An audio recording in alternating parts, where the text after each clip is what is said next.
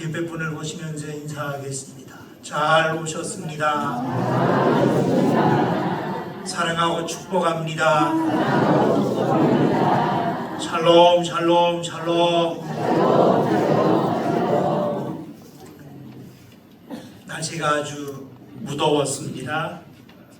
그럼에도 불구하고 하나님이 저희들을 붙드시고 지켜주신 것 감사드립니다. 아멘.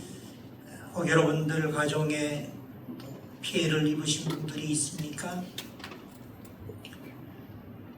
광주, 나주, 산청, 충청도 같은 500mm, 700mm 비가 왔다고 하니까 참 아주 어려움이 많음을 우리가 보죠.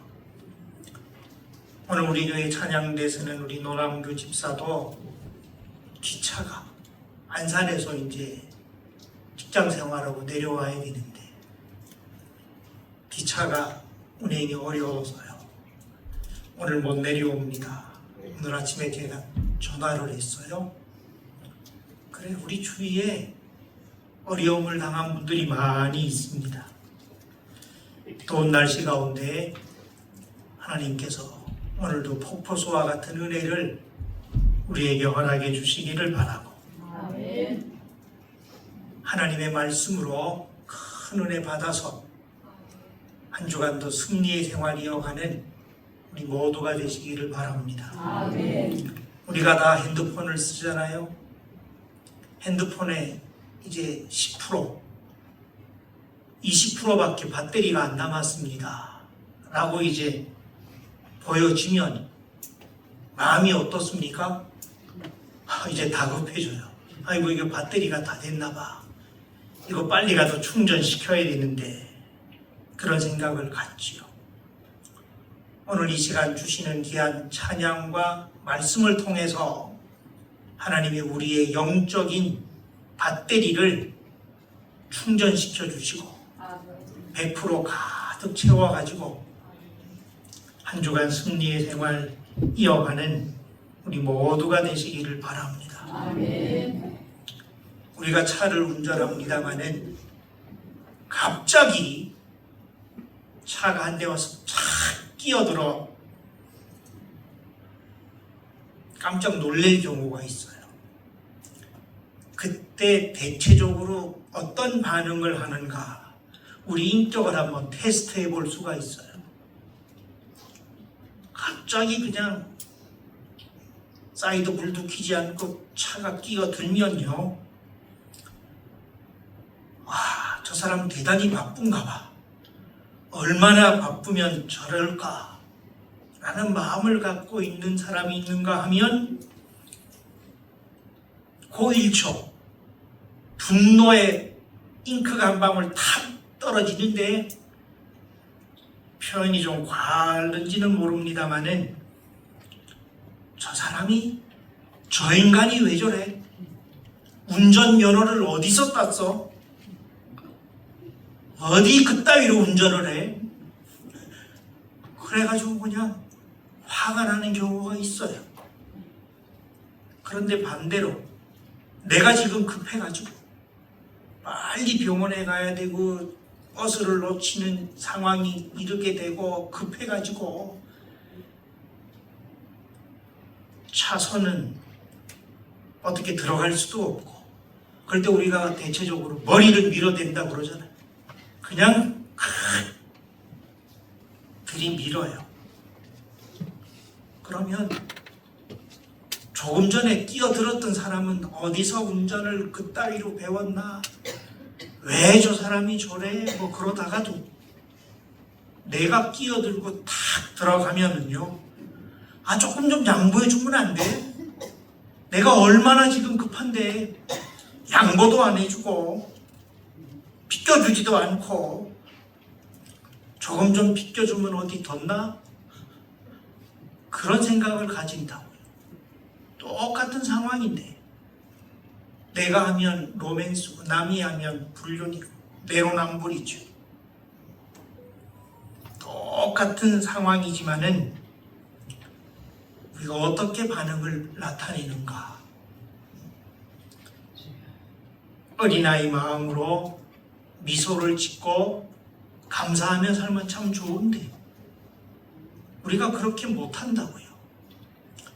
한 주간 여러분들 다 지치고 힘들고 피곤하시지만은 우리가 샬롬으로 인사도 나누었어요. 다시 한번 우리 옆에 분들을 보시면서요, 이렇게 한번 인사하십시다. 어린아이처럼 당신의 미소가 너무 아름답습니다. 시작. 아멘. 처음 보는 분이지만 당신의 그 미소를 보니까 100만 불짜리고 미소가 참 아름답습니다. 그죠? 힘내시고 건강하게 사십시오. 그렇게 우리가 인사를 하면 좋겠지요. 우리가 다들 고향이 있습니다. 여러분들이 이왕이면 나도 서울에 태어났으면, 서울 중에도 어디에서 태어났으면, 강남에 태어났으면. 그런데요, 우리나라 대통령을 한번 보십시오. 우리나라 대통령 가운데 서울에서 태어나셔가지고 강남에서 태어나신 분이 있어요? 없어요. 우리나라 역대 대통령을 이렇게 손꼽아 보면 이명박 대통령은 일본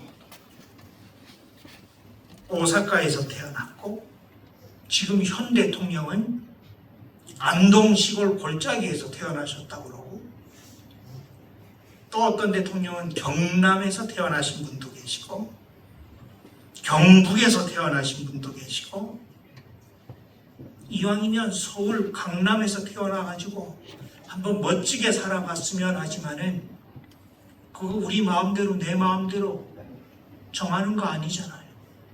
내가 태어나서 보니까 부산에서 태어났고, 어른들은 이북에서 피난을 내려오셨고, 태어나 보니까 내가 경북 상주 땅에 태어난 거지. 그거 내가 계획을 세워가지고 내가 어느 집안의 몇째 아들로 태어나서 한번 멋지게 살아보겠다. 그런 분들이 있습니까? 없어요. 왜 이 말씀을 드리느냐? 오늘 우리에게 주신 상황과 오늘 지금 여기에서 내가 열심히 일어나시고 직장 생활도 하시고 여러분들이 가진 직업에 자족하시고 복되게 살면 그게 바로 행복이라는 거예요. 우리는 다 예수를 믿고 예수님 때문에 살아가고 있어요. 나는 예수를 믿었기 때문에 자유한 삶을 산다. 나는 예수를 믿어서 행복하다. 나는 예수를 믿어서 기쁘다. 이런 삶을 살아야 되는데, 내가 어떻게 태어나서 이런 가정에서 내가 자라나는가? 그 불행한 생각을 가지면은 인생이 참 피곤하지 않겠습니까? 오늘 제가 시편 19편의 말씀을 보았어요. 시편 150편 가운데 C.S. 루이스라고 하는 최고의 영국의 대문호가요, 시편 가운데 가장 아름답고 최고의 시가 시편 몇 편이라고 그랬을까요? 저는 답을 가르쳐 드리고 물어요. 시편 19편이요. 어떻게 이런 시를 다윗이 썼을까? 119편은 176절로 되어 있어요. 절수가 길어요. 그런데 오늘 이 119편보다도 더 귀한 시가 바로 19편이라는 거예요. 시편 전체의 축소판이라고도 이야기를 해요. 시편 1편, 시편 23편, 우리가 고백하고 좋아하는 시가 많지만 오늘 이 시편 19편을 제가 짧은 시간이지만 한번 말씀을 드리고 여러분들이 잘 경청하시고 다시 한번 이 시편 19편을 여러분들이 깊게 한번 묵상을 해보시기 바라요. 정말 아름다운 시예요. 자연과 하나님이 우리에게 주신 특별한 계시의 말씀이 있어요. 계시라고 하는 건 열어서 보여주신다라는 말이 열어서 보여주시는데 뭘 보여주시느냐? 하나님을 보여주신다는 거예요. 여러분들 하나님을 보셨어요? 하나님 한번 만나보신 분이 있어요? 하나님이 어떻게 생기셨던가요? 하나님 믿습니까? 만나보셨어요? 보지도 못하고 느끼지도 못했다. 그러나 은혜로 우리가 하나님을 아는 거죠. 그러니까 은혜 받은 사람 외에는 몰라요. 그러니까 은혜를 받아야 돼요. 은혜는 깨닫는 게 은혜라고 그랬어요. 계시가 두 가지가 있는데 자연 계시가 있어요. 자연 계시. 일반 계시라고 해요.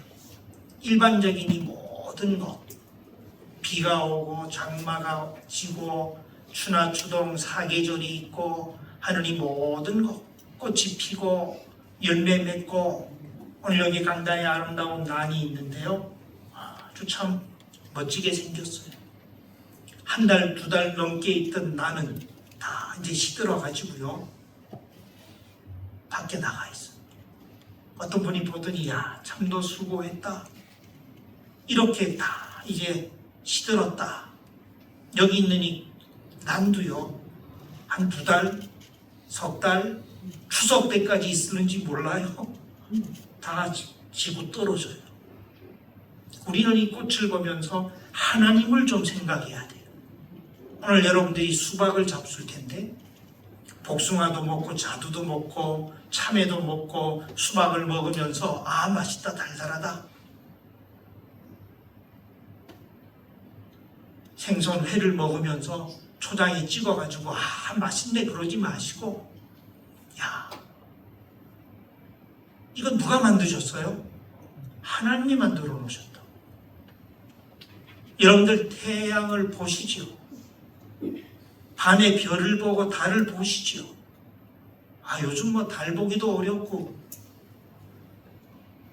더운데 뭐 그러지 마시고 벌써 7월에 이제 중순에 접어들고 이제 8월을 맞이하게 되는데 좀 이렇게 자연도 바라보면서 아 하나님이 어떻게 이런 아름다운 걸 정말 우리에게 주셨는가.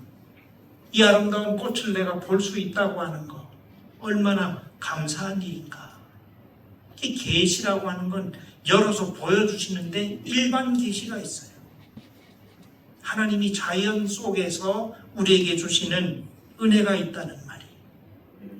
그 다음에 특별 계시가 있어요. 특별 계시는 뭐죠? 뭐가 특별 계시죠? 하나님이 특별히 우리에게 보여주신 하나님을 소개하는 뭐가 있어요? 성경 말씀이 있어요. 이 성경 말씀이 특별한 계시예요. 창세기부터 요한계시록까지 오늘 우리가 함께 나눈 이 시편 19편 같은 말씀도 하나님이 우리에게 주신 은혜라고요.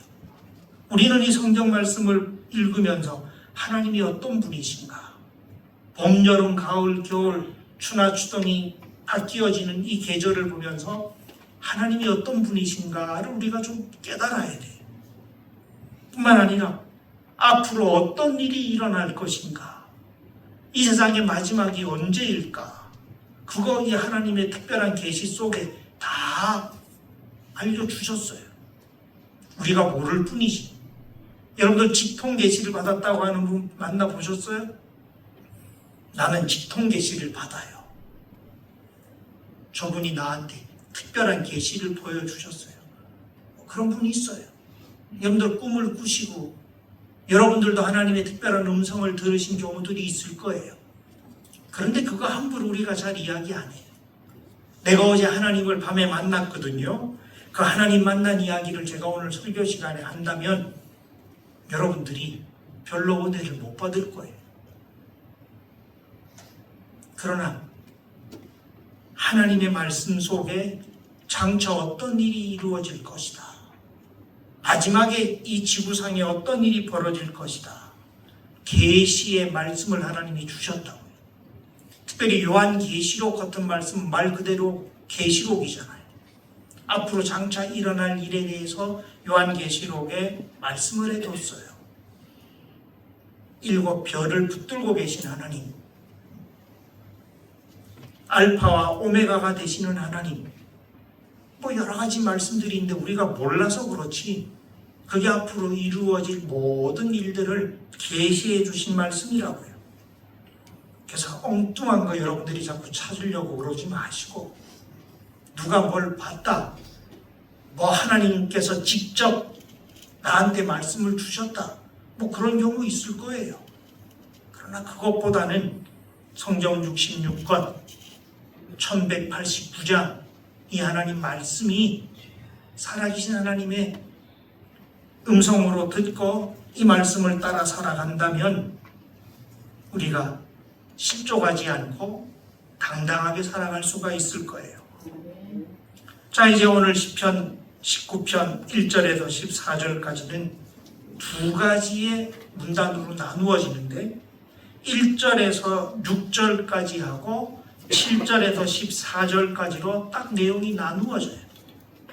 특별히 1절에는 하나님의 영광이, 7절 말씀에도 보니까 여호와의 율법은, 근데 이제 1절에서 14절까지, 1절에서 6절까지는 하나님을 엘로힘으로 쓰고 있어요. 엘로힘, 하나님의 이름이 엘로힘, 엘로힘이라고 하는 말은 창조주, 전능하신 분이라는 말씀이에요. 그런데 7절에서부터는 갑자기 하나님의 이름이 여호와, 야훼로 바뀌어요.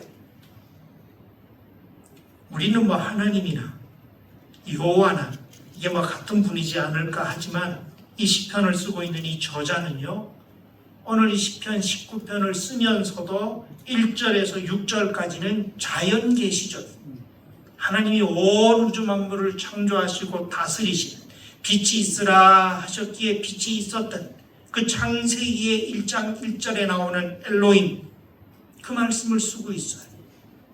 그 하나님이 어떤 하나님이신가?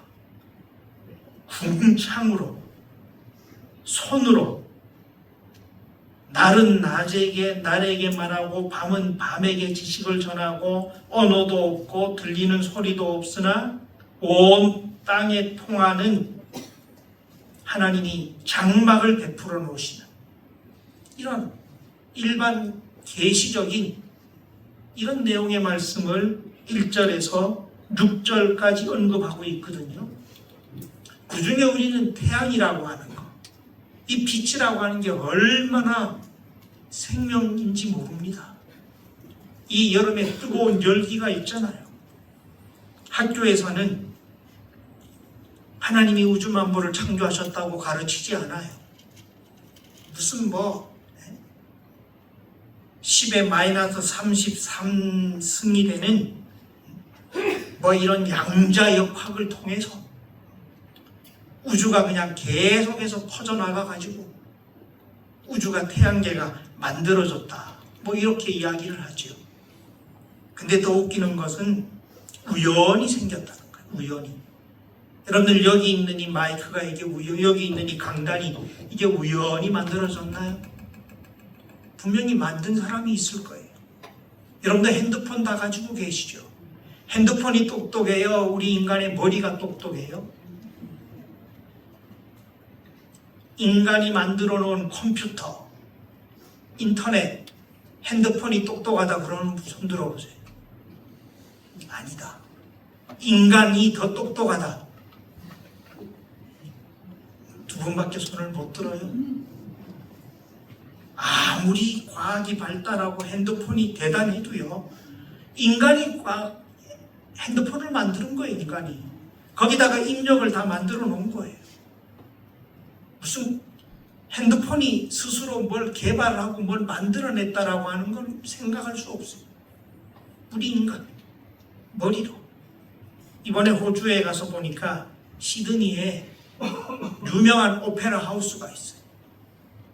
올해가 70년이 넘은 오페라 하우스가 있는데 그거 배예요, 배. 육지에 있는 게 아니에요. 시드니 세계 유네스코에 들어가는 최고의 걸작품 오페라 하우스가 있는데 1973년에 개관을 했고 그 사이즈를 보니까 1만 8천 평방 위에 4만 5천 평으로 오페라 하우스가 만들어져 있어요. 호주에 있는데 그 설계한 사람이 있어요. 덴마크 사람이.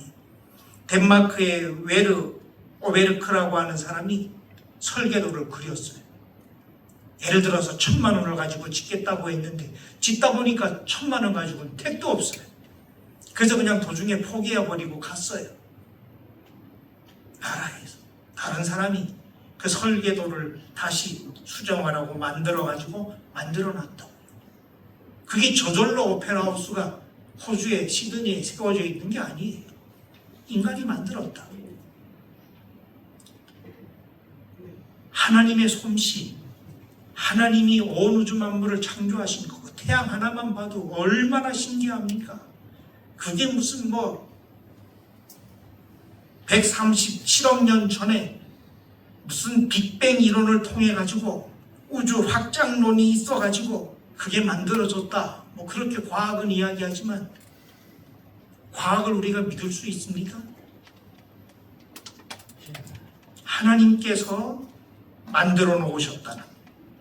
그래서 우리는 밤에 별을 보면서 달을 보면서 하나님의 오묘한 솜씨, 나 자신을 보면서도 하나님이 어떻게 나를 이렇게 귀하게 만들었나. 매일 아침 여러분들 거울을 보실 때마다 거울 속에 있는 분한테 이야기를 하세요. 참 너는 대단한 사람이다. 너 어떻게 이렇게 생겼어? 쭈글쭈글하고 늙어서. 아니, 하나님이 때를 따라서 최고로 만들어 놓으셨다. 그 다음에 7절부터 소개되는 말씀에는 특별 계시의 말씀이 나와요. 여기는 여호와라고 그랬어요. 야훼, 하나님의 율법, 또 하나님의 도, 하나님의 교훈, 하나님의 계명, 7 단어를 다윗이 썼어요. 그리고 하나님의 말씀은 어떻다고 그랬느냐? 7절에 보니까 완전하다고 그랬어요. 이 세상에 완전한 건 하나님 말씀 외에는 없어요. 하나님의 율법은 완전해서 우리의 영혼을 소성시킨다. 근데 몸이 아플 때 우리가 약을 먹잖아요. 타이레놀이라고 하는 약만 하나 먹어도요, 열이 떨어지고 정신이 그냥 맑아져요. 하나님의 말씀은 우리 영혼을 맑게 한다는 거예요. 지치고 쓰라리고 고통 가운데 있는 우리 영혼이 하나님 앞에 나와서 예배를 드리고 말씀을 들으면 하나님이 소성시켜 주신다. 그래서 새 힘을 얻고 살아가게 하신다는 거예요. 하나님의 증거는 확실하다. 우둔한 자를 지혜롭게 하시고 여호와의 교훈은 정직해서 마음을 기쁘게 하시고 여호와의 계명은 순결하여 눈을 맑게 한다. 근데 눈이 도뱀입니다. 연세가 들면 다 눈이 잘 안 보여요. 돋보기 껴야 되고 백내장도 오고 녹내장도 오고 황반 변색이 돼가지고 시각을 잃어버리는 상황도 생기고. 눈이 참 소중한데 하나님은 우리의 눈을 안위하시고 보호하시고 밝게 하신다는 거예요. 영안이 밝아져야 돼요. 하나님의 말씀은 지식으로 읽어가지고 이게 아멘으로 깨달아지는 게 아니라는 거예요. 하나님이 은혜를 주셔서 이 말씀을 읽으면서 깨닫게 된다는 거예요. 이제 나이 90이 다 된 우리 진보사님이 오늘도 성경을 또 68도 가셨다고 보고를 하시던데, 여기 가지고 있는 새한글 성경으로 오늘 시편 19편을 제가 다시 한번 읽어드려 볼게요. 1절에요. 하늘이 이야기해 준다네. 하나님의 영광을, 하나님의 손의 작품을 말해 준다네. 궁창을 새로 번역하기를 둥근 지붕이 쳐 있다. 낮이 낮에게 말을 쏟아낸다네. 밤이 밤에게 알려준다네. 말도 없고 말씀들도 없다네. 들리지 않는다네. 그 말씀 소리가 들리지 않지만 그 말씀이 울림이 해를 위해 하늘이 천막을 치셨다네. 어떻게 참 다윗이 이런 시를 썼을까? 궁창이 딱 덮어가지고 보호하셨다는 거예요. 여러분들, 저와 여러분을 하나님이 이 땅에 살게 하시고 지난 한 주간도 보호해 주신 줄로 믿습니다. 기가 막힌 사고가 일어나고 죽을 뻔한 위기가 있었지만 하나님이 보호해 주셔가지고 그래도 이 자리에 불러주셨다. 5절에 보니까요, 해는 신혼방에서 나오는 신랑 같다네. 용사처럼 기뻐하며 제 길로 걸어간다네. 여기 신랑이 나오고 용사가 나오고요. 멋진 표현이잖아요. 신혼방에서 나오는 신랑 같고 용사처럼 기뻐하며 제 길로 걸어간다네. 이제 7절에는요, 이게 기도거든요. 7절은 여호와의 가르침은 완전하여 도두어 줍니다. 원기를 도두어 줍니다. 여호와의 증언은 믿을만하며 슬기롭게 합니다. 여호와의 지시들은 올곧아서 즐겁게 합니다. 여호와의 명령들은 깨끗하여 밝게 합니다. 여호와를 두려워하는 삶은 맑아서 언제까지나 이어집니다. 그러더니 갑자기 11절에 와서요, 이런 말씀을 하는 거예요. 무슨 고백이 나오느냐? 또 주의 종이 이것으로 경고를 받아 이것을 지킴으로 상이 큽니다. 자기의 허물을 능히 깨달을 자가 누구리요? 나를 숨은 허물에서 벗어나게 하소서. 12절에는요, 또 주의 종에게 고의로 죄를 짓지 말게 하시고. 우리가 다 실수해도 죄를 지어요. 근데 알고 짓는 죄하고 모르고 짓는 죄하고가 달라요. 대학 나온 사람이 짓는 죄하고 국회의원이 짓는 죄하고 이제 초등학교 1학년이 짓는 죄는 달라요. 그렇잖아요. 고의로 죄를 짓지 말게 하십시오. 그 죄가 나를 주장하지 못하게 하십시오. 내가 정직하여 큰 죄가에서 벗어나겠습니다. 그리고 마지막 14절에는요, 내 입의 말과 마음의 묵상이 주님 앞에 연락되기를 원합니다. 그래서 우리가 입술로 찬송을 하고 또 마음으로 찬송하고 성경을 읽으면서 아멘으로 연락하는 거, 그 하나님이 우리에게 은혜를 주셨다고 하는 사실이, 우리에게 특별 계시와 일반 계시를 주시고 또 깨닫게 하시고 은혜 베풀어 주신 하나님 앞에 감사하면서 이번 한 주간도 승리의 삶을 이어가시는 저와 여러분 우리 모두가 되시기를 주의 이름으로 기원을 드립니다.